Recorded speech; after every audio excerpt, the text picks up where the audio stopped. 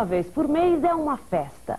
O grupo de amigos reúne-se para jantar na casa do melhor cozinheiro da turma. O anfitrião prepara receitas exclusivas, criadas para seduzir o paladar refinado daquela gente.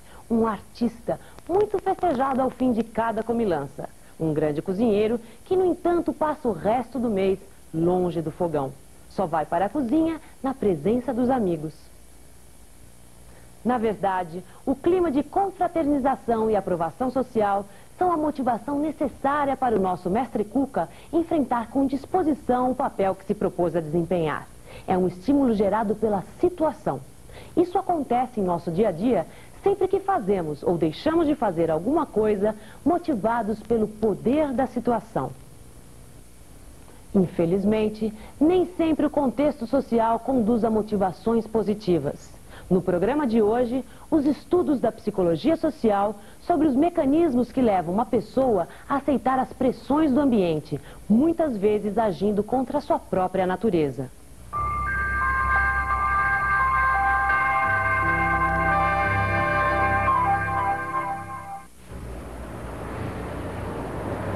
Grande parte da ciência psicológica concentra-se no indivíduo, de que forma cada pessoa individualmente se comporta, pensa e sente. Mas a psicologia social tenta estudar o comportamento humano dentro de um contexto mais amplo. Os psicólogos sociais se interessam pelo modo como as pessoas exercem influência umas sobre as outras. O contexto social é a tela onde pintamos nossas vidas. É onde ocorrem as interações com as outras pessoas. Em cada estágio da vida, do nascimento à morte, as pessoas estão à nossa volta, para nos recompensar e punir, nos entusiasmar e frustrar, para nos fazer rir e chorar.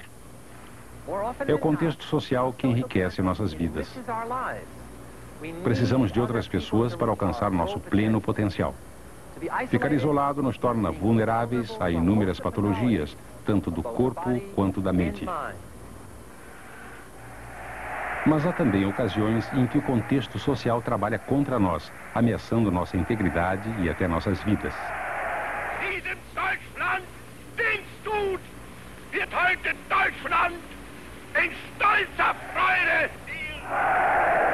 Na década de 30 e 40, o mundo testemunhou e quase sucumbiu aos horrores do fascismo. Sob o comando deste homem, a guerra se espalhou através de continentes.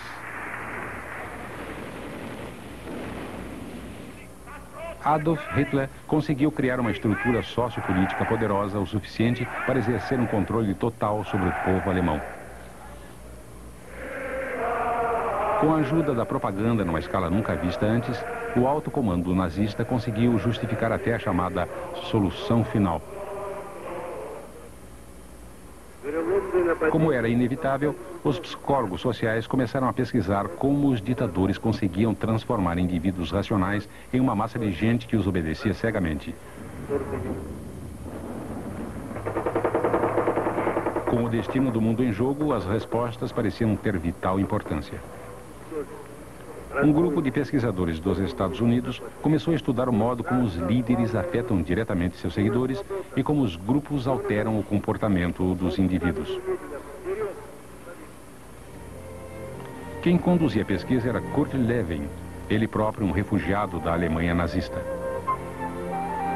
Lewin queria demonstrar que era possível traduzir em hipóteses questões socialmente importantes, como o poder dos líderes, e testá-las em experimentos controlados. Numa época que a psicologia era dominada pelo estudo de ratos em laboratório e não de pessoas no mundo real, a abordagem dinâmica de Lewin foi uma iniciativa radical, o começo da psicologia social moderna.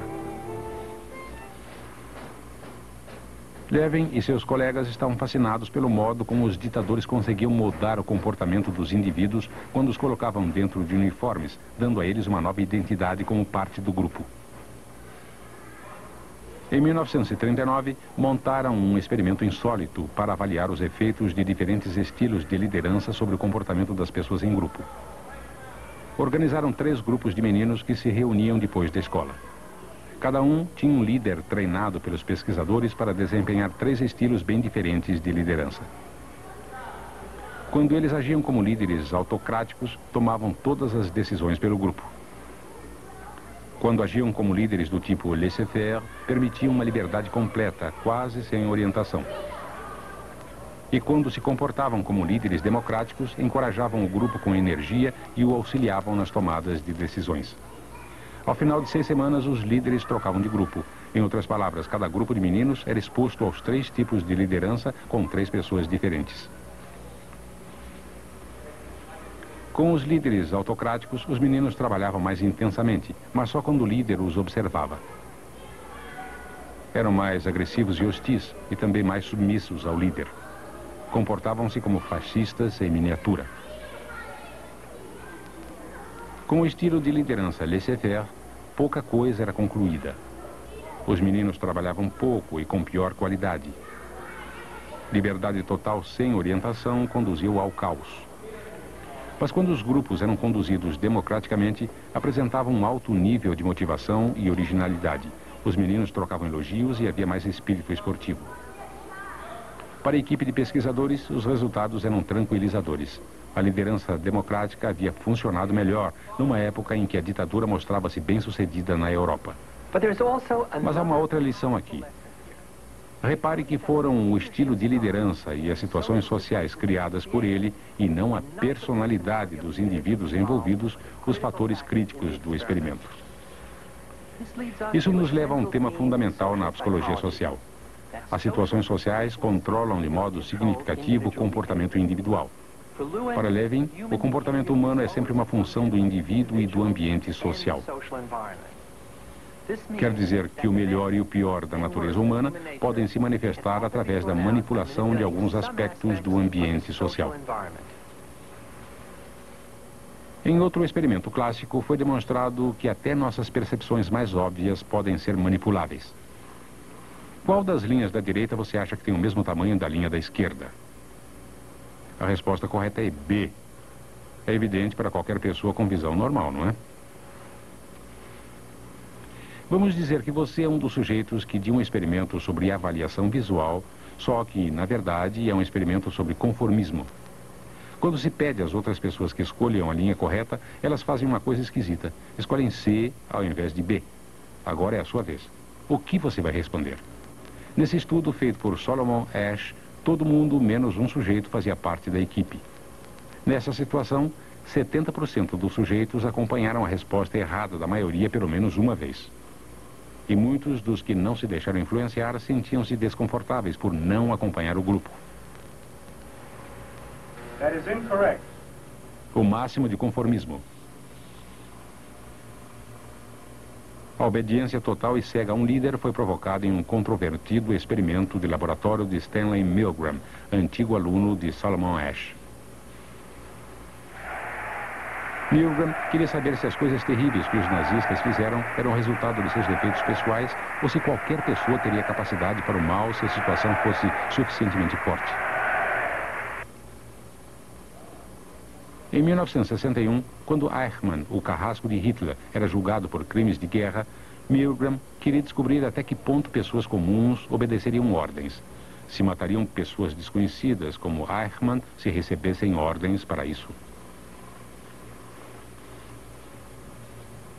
No experimento de Milgram, um sujeito era pago para participar do que ele pensava ser um estudo sobre a memória. Pedia-se que ele desempenhasse o papel de um professor, ajudando uma pessoa a melhorar sua memória.